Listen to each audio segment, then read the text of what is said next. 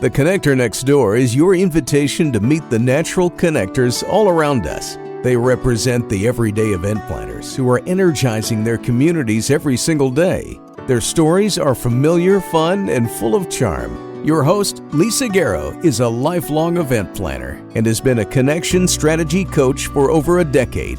She knows events can become energized connecting points where communities can gather and grow. Let's listen in as she strikes up a conversation with today's Connector Next Door. Vanisha Breault is a fighter. We all have our battles in life, but Vanisha's war on addiction has come from her fight for survival, for herself, her children, her family, and their future. Over the last decade, her fight has gone beyond her own family, as now she is on a tour of duty in the war on addiction and says, we can never give up on hope. If our kids are above ground, there is hope. Vanisha's fight and passion led her to start the Terminator Foundation, which tackles the mental health, opioid, and addiction crisis in Canada by offering triathlon training for youth and young adults. Vanisha has come to her work through a lifetime of challenges and has bravely shared some of those challenges in her recently released book, Ordinary Courage. She shows up on the pages in a real and raw way, the same way she shows up everywhere in her life. She is a passionate single parent and openly shares that 3 out of her 4 children have struggled with addiction issues, nearly costing each one of them their lives.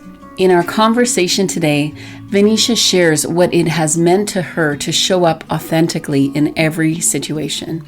To her, that is the meaning of connection, to first get in touch with ourselves and then pour our lives into the lives of others, knowing there is hope for anyone that is ready to see it. Welcome everyone back to the Connector Next Door. And I have had such a varied start to this year. Some amazing connections that have happened through Candy. And Vanisha, I am so glad that you're here. You're more of a friend than a client. I feel so privileged to have you here today to have this conversation around what connection means to you. Welcome here. Oh, thank you, Lisa. I'm very happy to be here too. I know we've had a couple of stops and starts.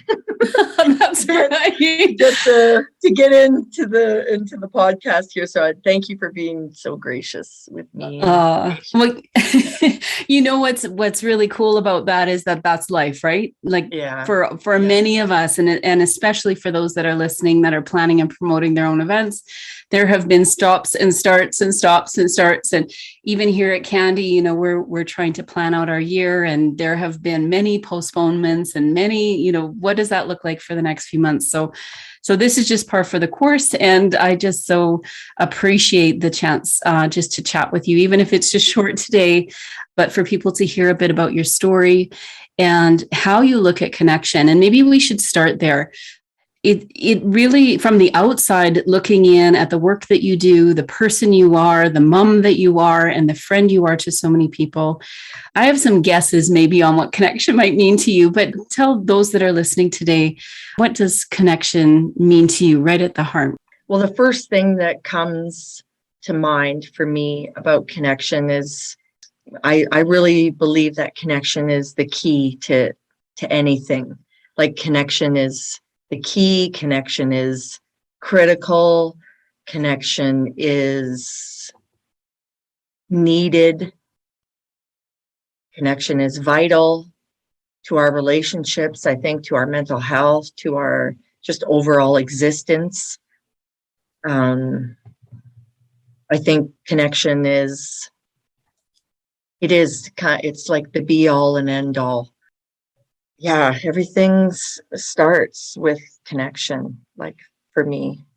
Yeah. And as a lot of the words that you're using there, vital and this essential element really is life, it seems, you know, that when it's the start of everything.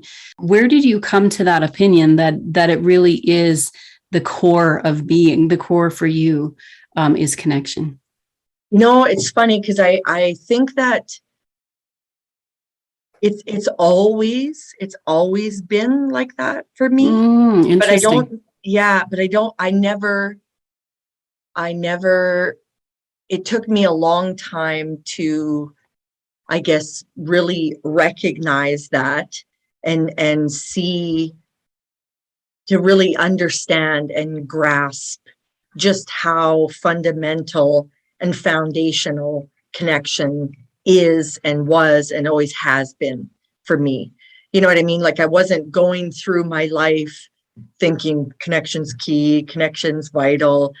You know what I mean? But I was walking that out. I was in search of that. I was, trying to always connect with connection with people, like always trying to have that connection. And it's only been probably, honestly, even like really the last maybe few years when it took on a whole new meaning for me, what really matters.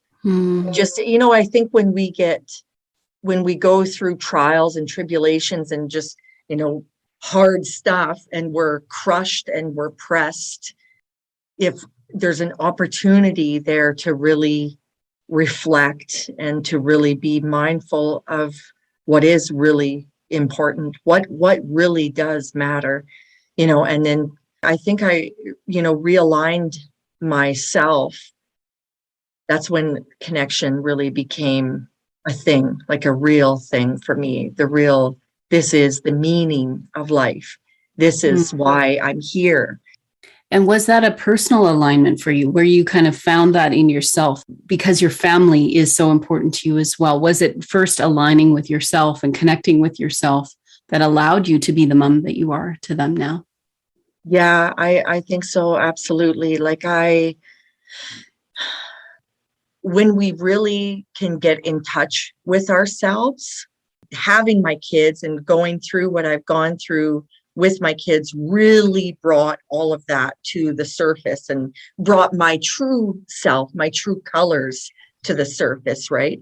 And some of those colors were ugly, some needed to change, you know what I mean? Some were good. Like, it really held up the mirror for me to see myself. And I think who I am as a mother, who I am as a person, who I am as an entrepreneur, as a business owner, as a woman, as a friend, as everything. I show, that's who I am. Like, I bring that person to everything.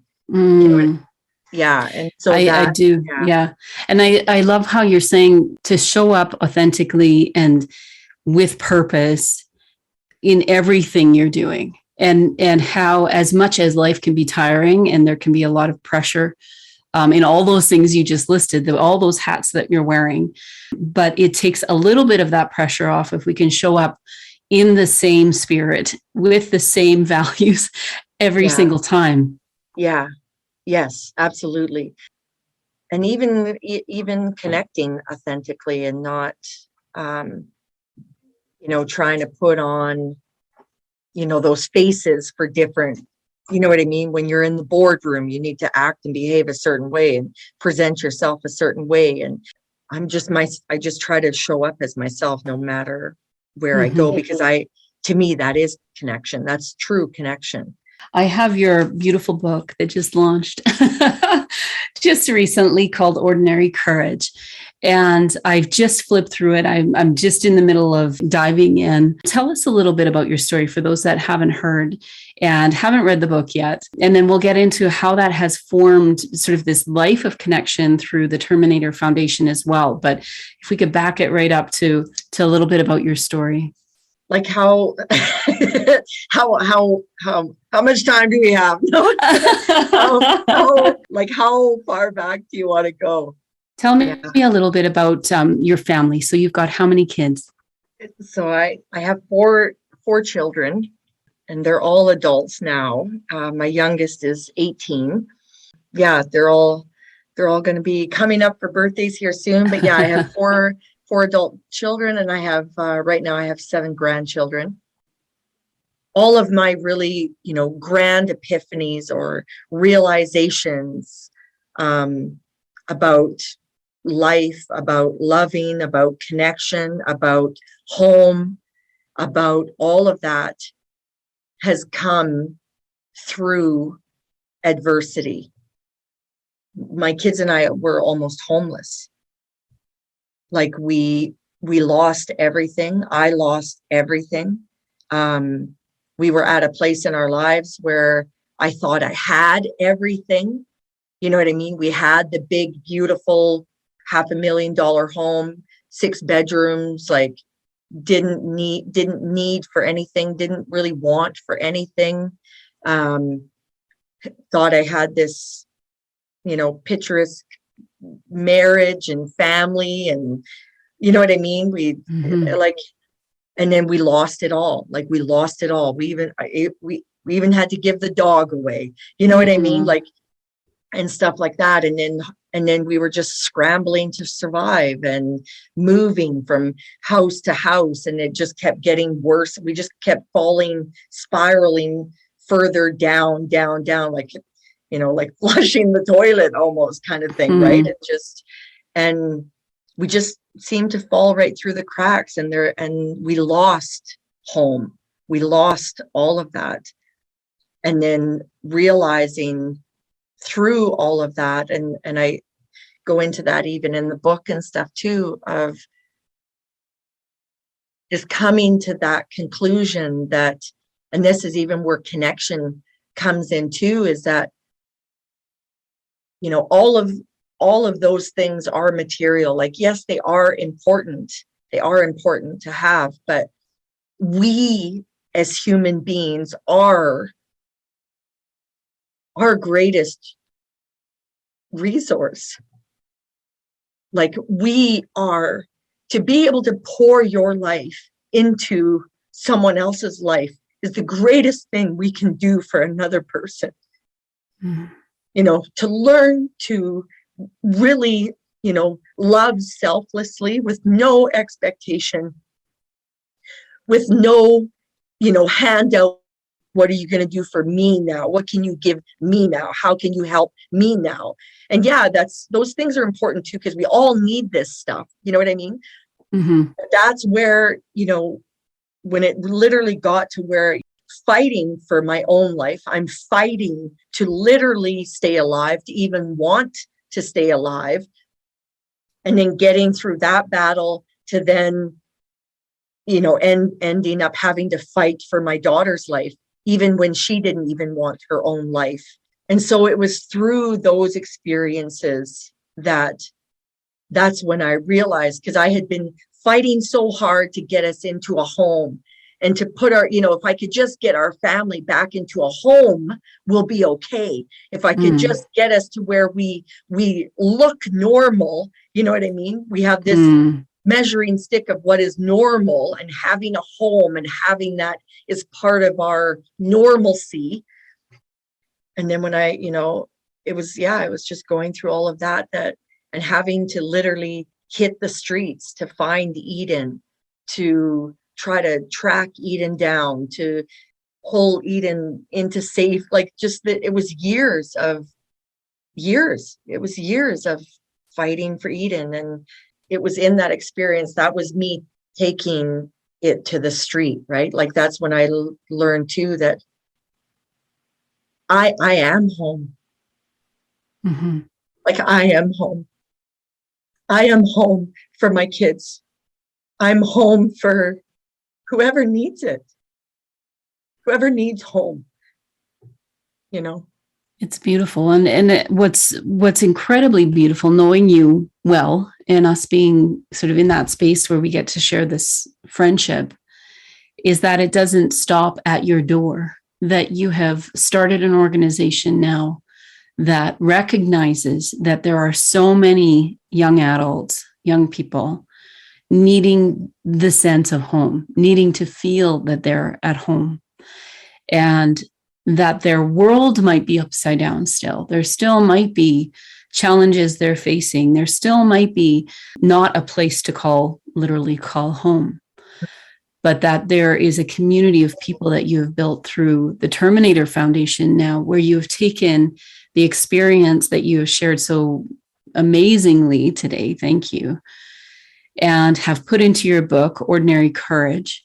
And even the title, Ordinary Courage, is saying you can claim this for yourself. Everybody has that ability to be courageous and to set your sights on something new. And the vehicle through what you've created through Terminator Foundation, you're a fighter. And I know you well enough that you are fighting for the hearts of your kids and your grandkids, and you will continue to be fighting for them in beautiful ways, and for yourself and for your own future and what that looks like.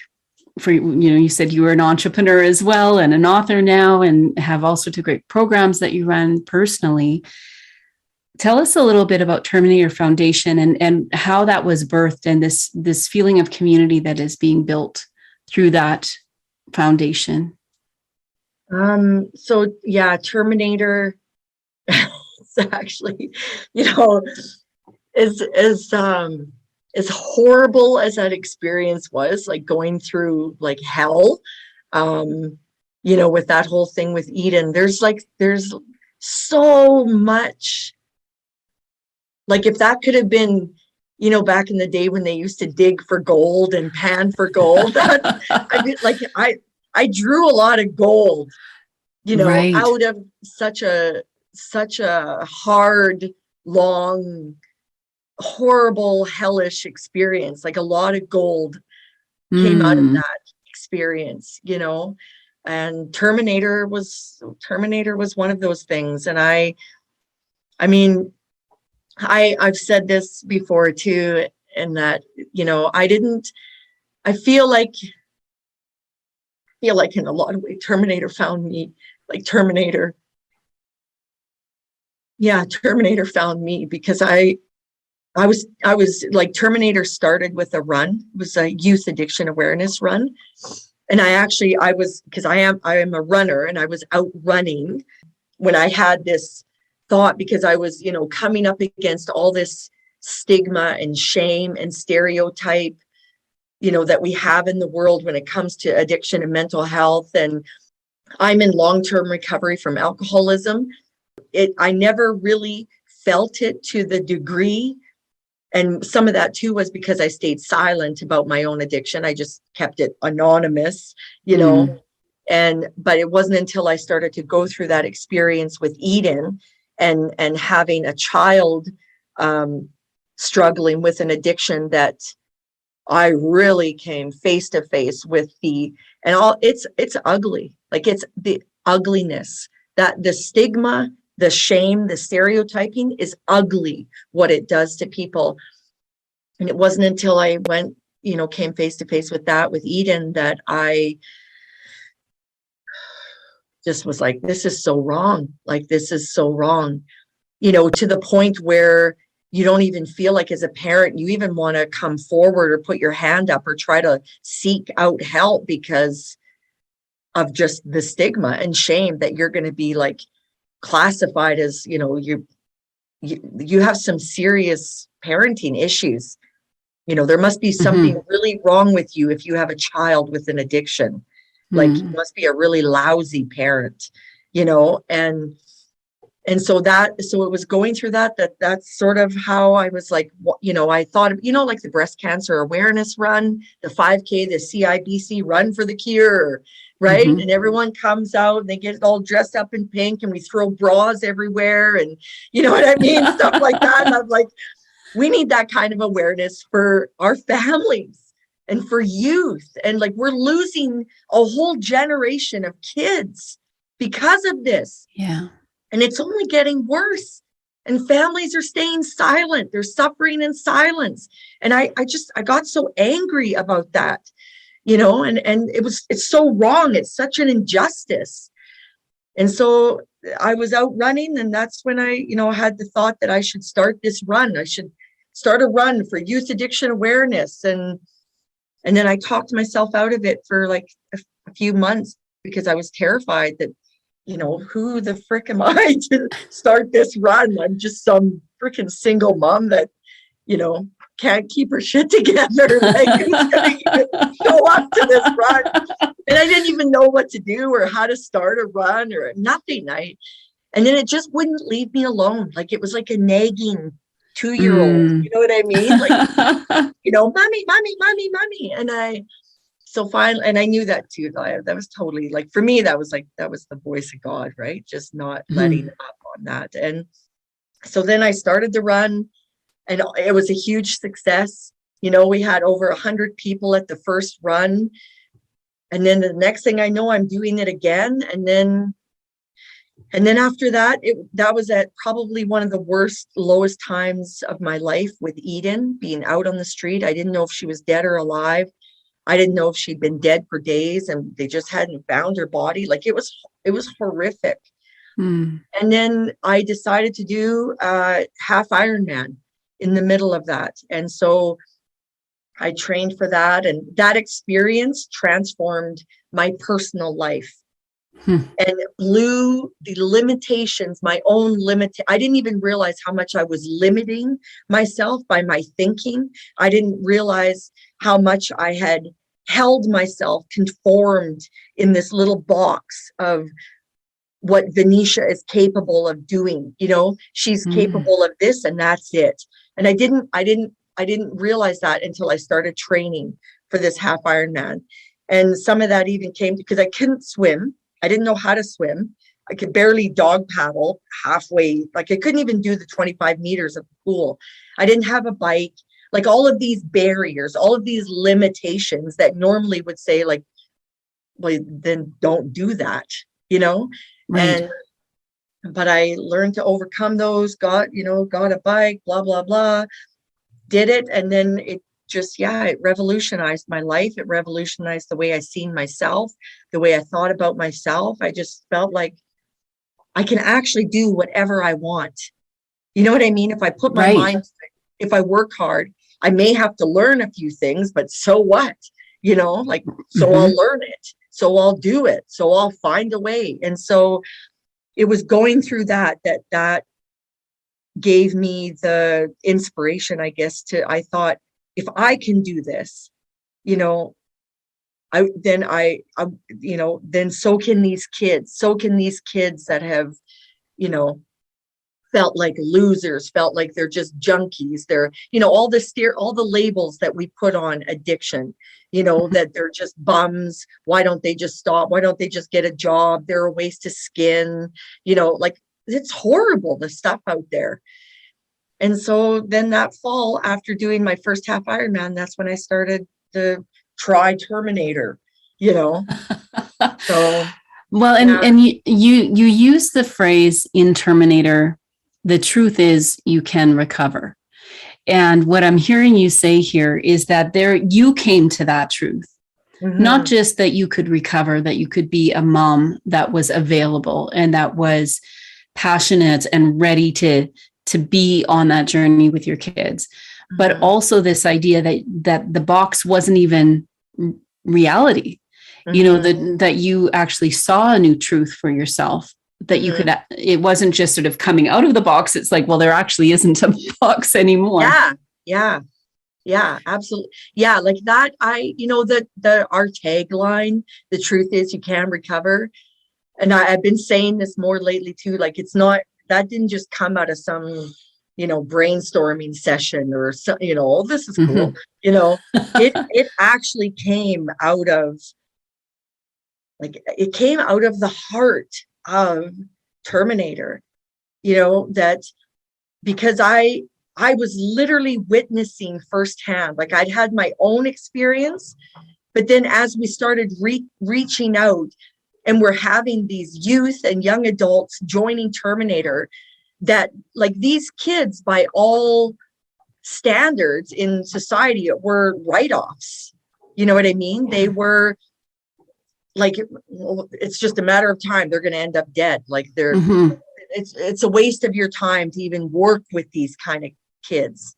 You know what I mean? And so it was those kids that were coming through the program and succeeding.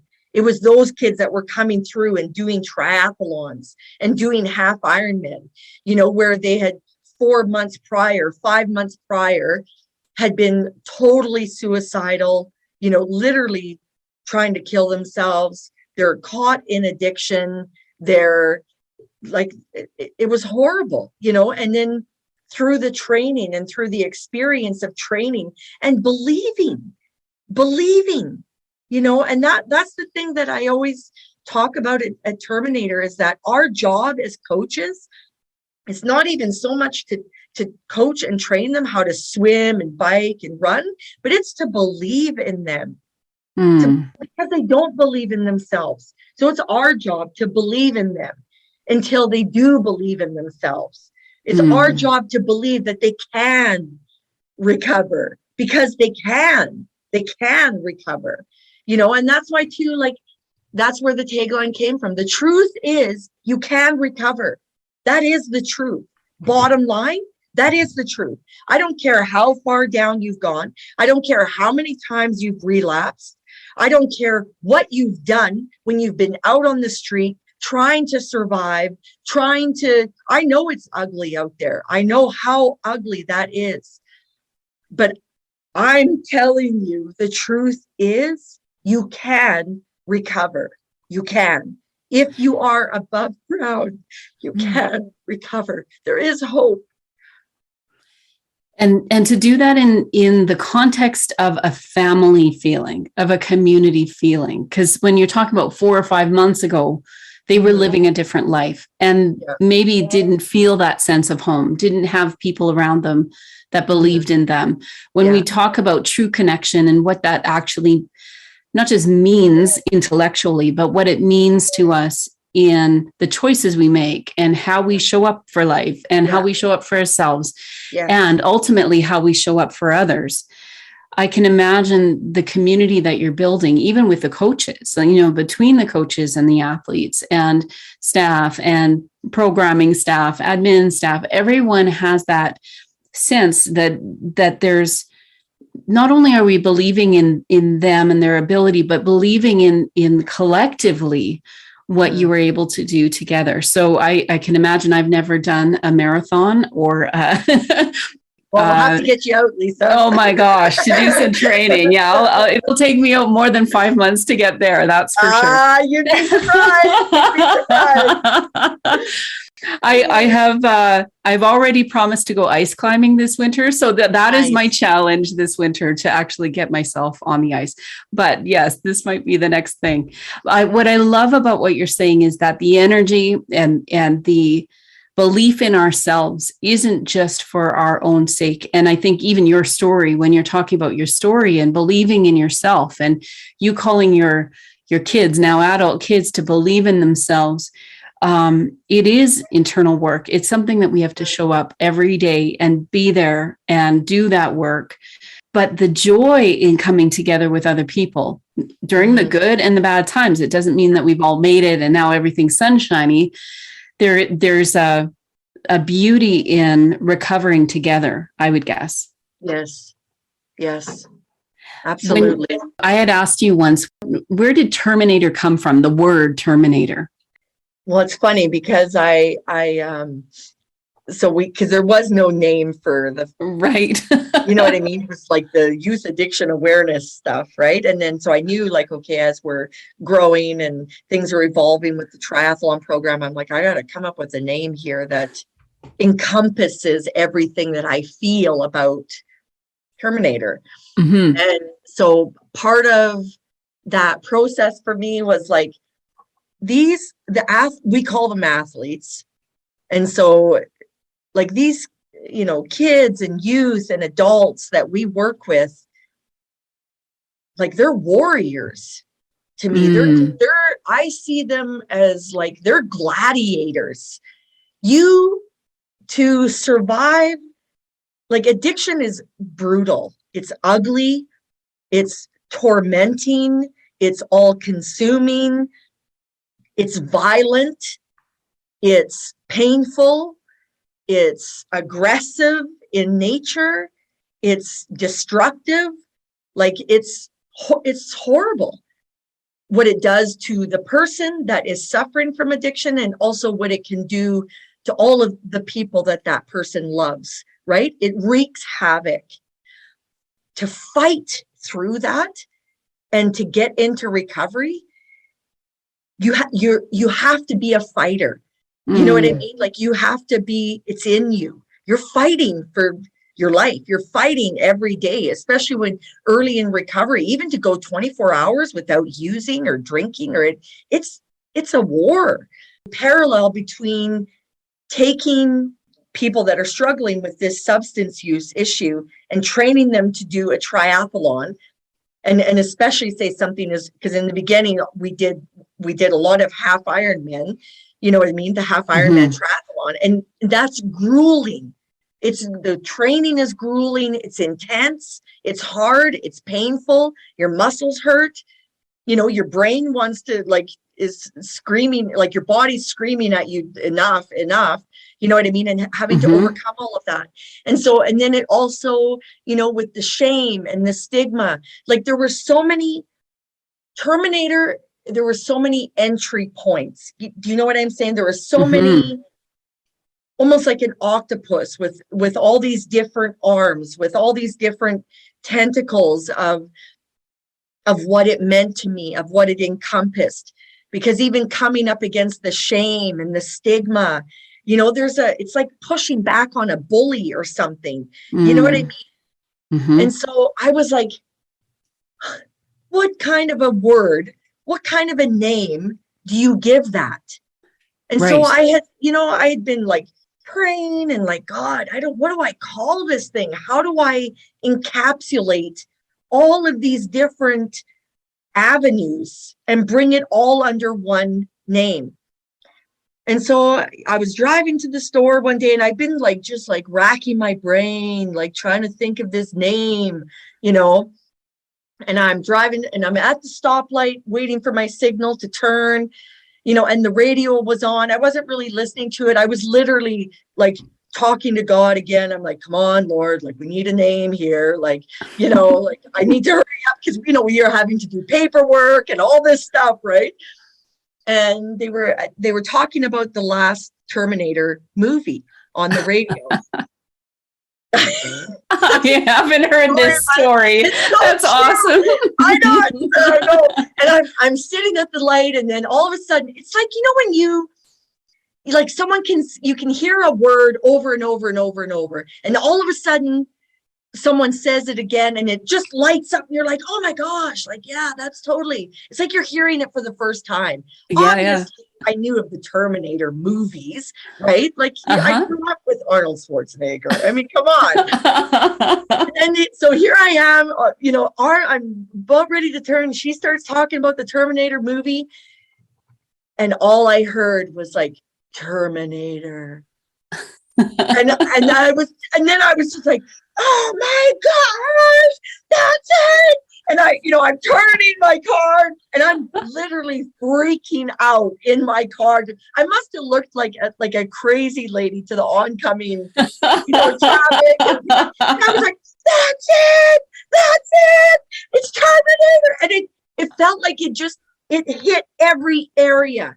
It smashes the stigma, it smashes the shame.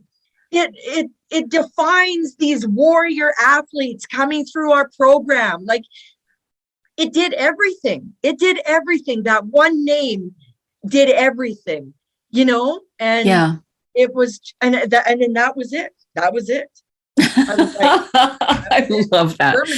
Terminator Foundation. Well, and then there is no going back. No. You as a fighter, you as a mom, you as the lead of what this will become through Terminator. So now you've had how many runs? This year will be our 8th run. Yeah, 2022, number 8. And it's in Alberta and Saskatchewan, and you're looking at expanding that? Yeah.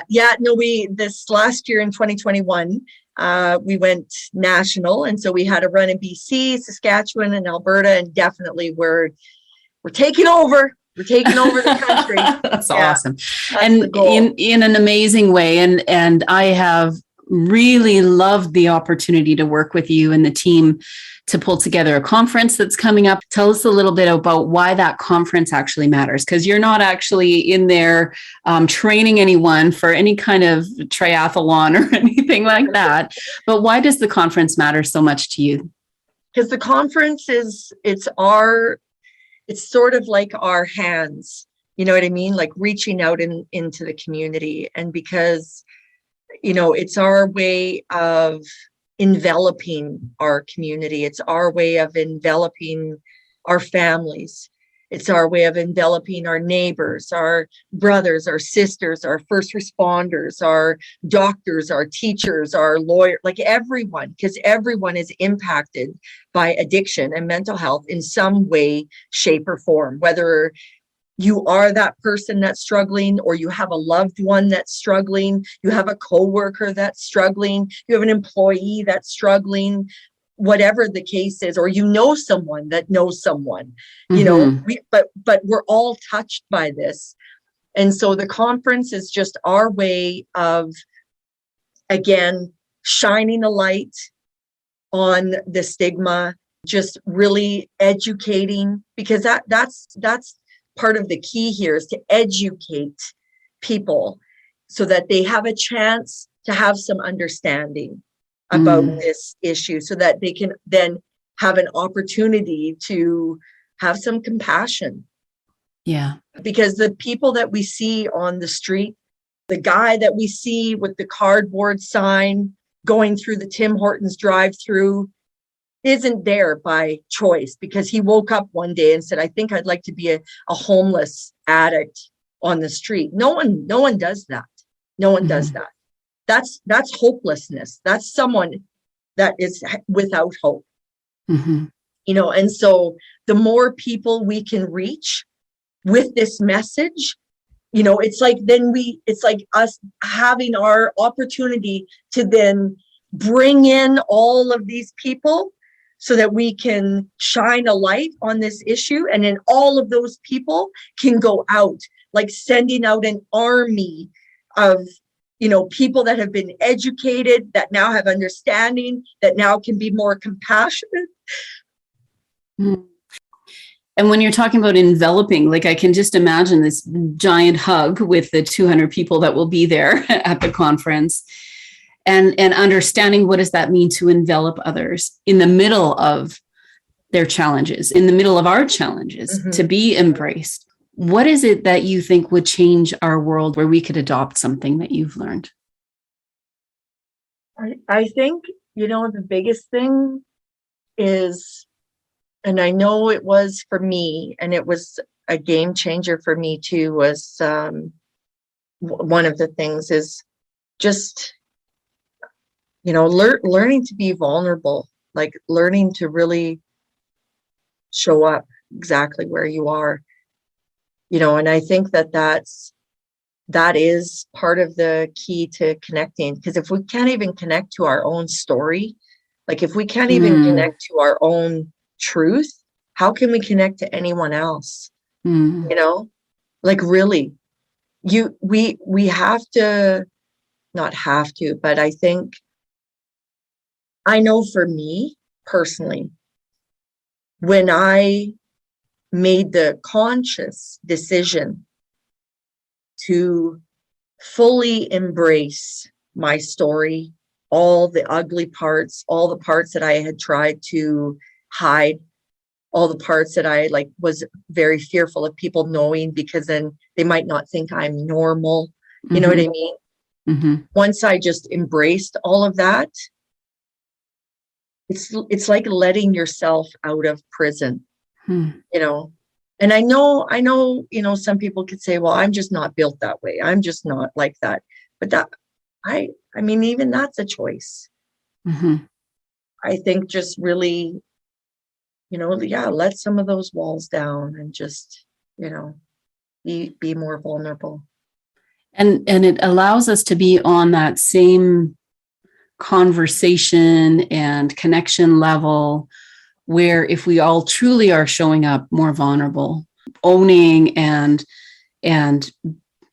living in our story, knowing that there is hope and there's community and there's connection that will help us expand on what that actually looks like the work that you did to shed the box and just say there's more for me, that we can be, like you said, believing in each other and being vulnerable where we're at will also help people free themselves. What a beautiful conversation. Thank you so much, Vanisha, for being here. Such a gift. I'm so grateful for you. Thank you. Yeah. How can people find you if they want to continue the conversation, if they want to find your book?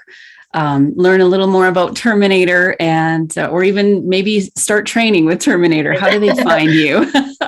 Well, Terminator, we're all on all the social media platforms. It's terminatorfoundation.com is our website. And then we're all Terminator Foundation all over all the platforms. And then for myself, the book, Ordinary Courage, is on Amazon. And so you can find the book there on Amazon, Ordinary Courage. And then to connect with me, I have my website as well, which is VanishaBreault.com.